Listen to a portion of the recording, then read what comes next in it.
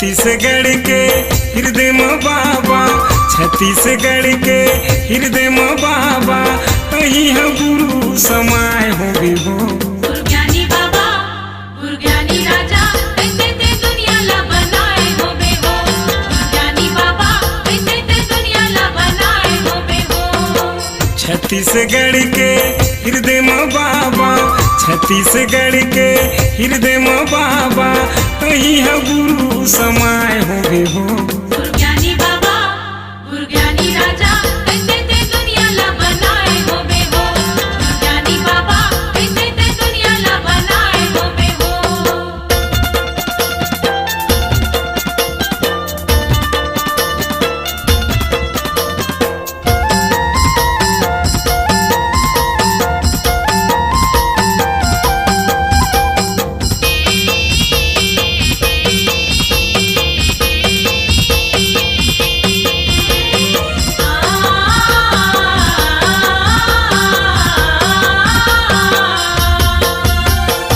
दर्शन दे मोला बाबा से लगाए हो, मुड़हर घर में बाबा गद्दी बिछाए हो। मुड़हरे घर में बाबा गद्दी बिछायो हो। मुड़हरे घर में बाबा गद्दी बिछायो हो।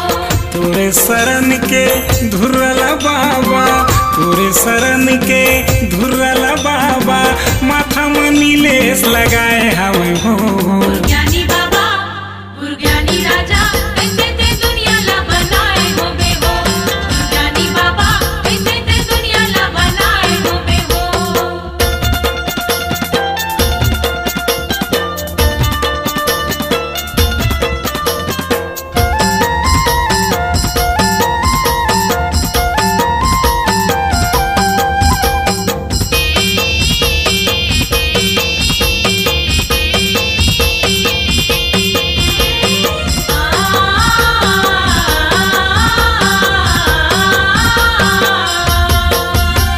सत्य पुजारी बाबा सादा निशानी हो, पहिरे सतनामी बाबा नाम के माला तू।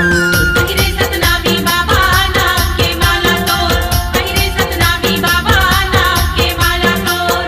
आयु दुआरी मोर गुरु बाबा, आयु दुआरी मोर गुरु बाबा, यही आशा लगाए हम हो। गुरज्ञानी बाबा, गुरज्ञानी राजा, कैसे ते दुनिया ला बनाए हो बेहो। गुरज्ञानी बाबा, कैसे ते दुनिया ला बनाए हो बेहो।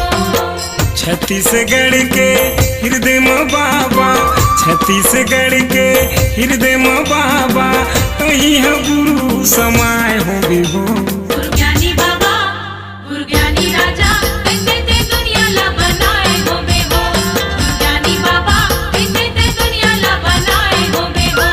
गुरज्ञानी बाबा, कैसे ते दुनिया ला बनाए हो बेहो। गुरज्ञानी बाबा, कैसे ते दुनिया ला बनाए हो बेहो।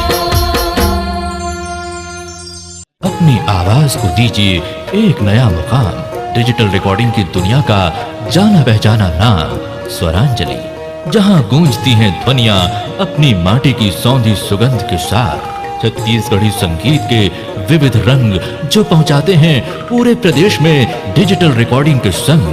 स्वरांजलि स्टूडियो, नेमीचंद गली नंबर 2, गंजपारा, रायपुर।